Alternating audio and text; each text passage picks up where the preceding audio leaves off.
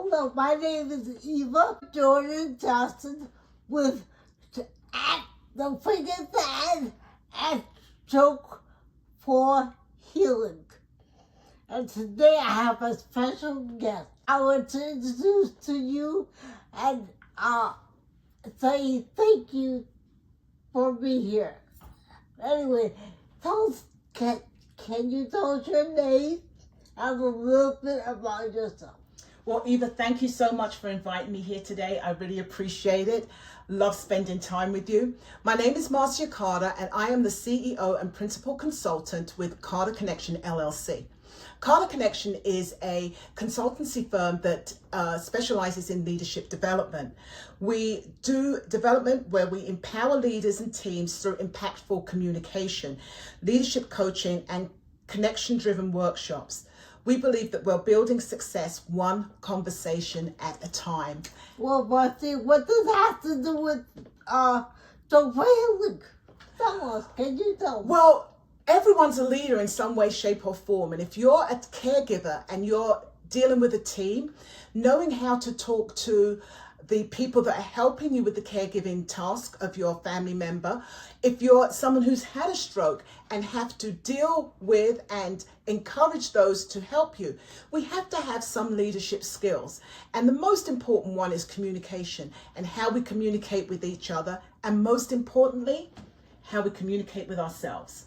What we're saying to ourselves on a daily basis, I truly believe, is the most important conversation that you can have. Well, thank you, Marcia. And today, Marcia will be reading a little bit. I want you to read this book. I have mentioned it before. She's going to read a little bit from the science. Okay? Go. It's my absolute pleasure. What I'll be reading today is from chapter 3, The Choice. I want to start by reading a quote from Andy Dufresne from The Shawshank Redemption. I guess it comes down to a simple choice, really.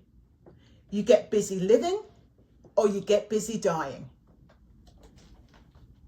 A wealthy man nearing the end of his days summoned his twin sons to his bedside and told them that before he died, he wanted to pass on to them the opportunity to experience the richness of life that he had enjoyed for his many years on earth.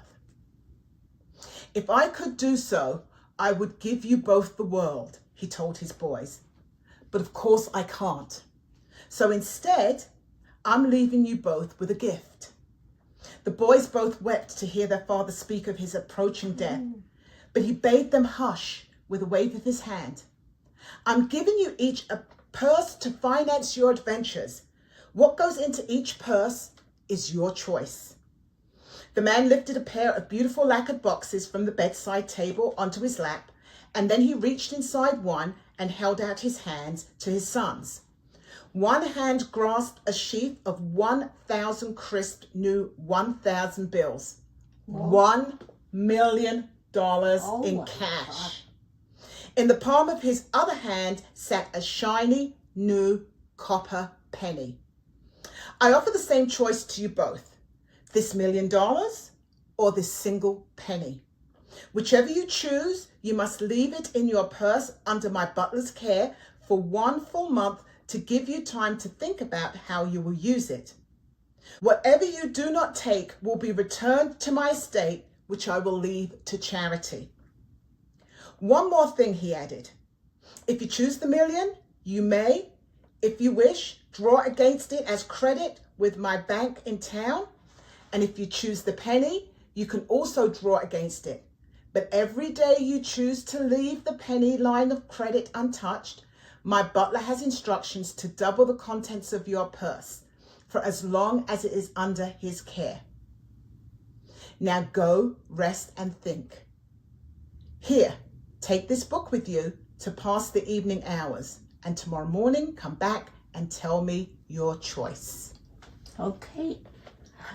I want to know, what will your choice be? You have to read the science to find out more about it. What would your choice be?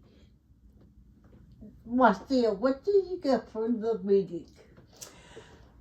Sometimes the answer is not as clear as we think it's going to be, because when you first read it, you think $1 million or a penny.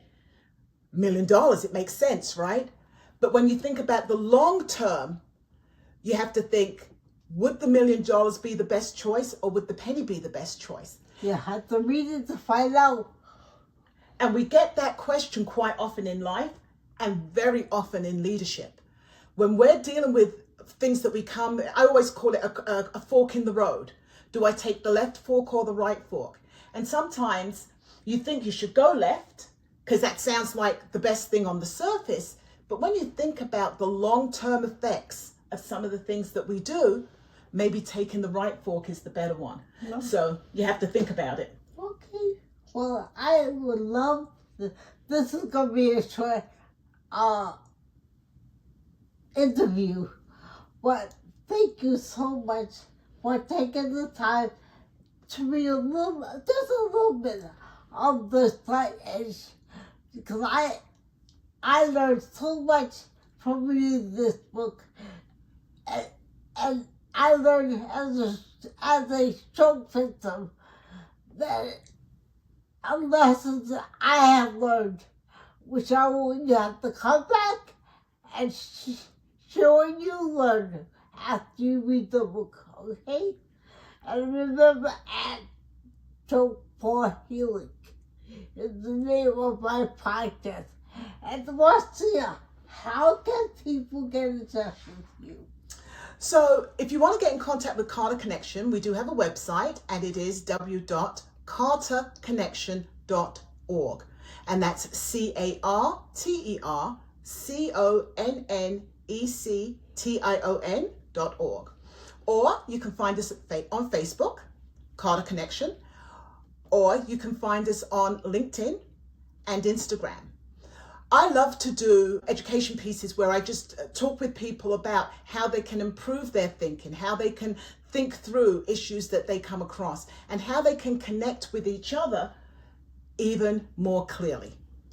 Well, thank you for saying for me through this reading, and remember, at the end of in the comments, put if you are a newbie or are you the old school you have been here before. And for also put in the comments where you're listening from. Are you listening from America, from somewhere in the Caribbean, or are you listening from Africa? Where in the world are you? And then I always ask my thing by you want to be a blessing to someone else. Don't forget to be a blessing to someone else and to share this broadcast with people. Not just anybody, but with people who will benefit from this one. And thank you so much. Thank Ms. Carter for being here. And remember, if you don't understand me, ask me to repeat myself, because it's not just a gift. Feedback is a gift from me to you. Thank you for being here. Bye for now. Thank you.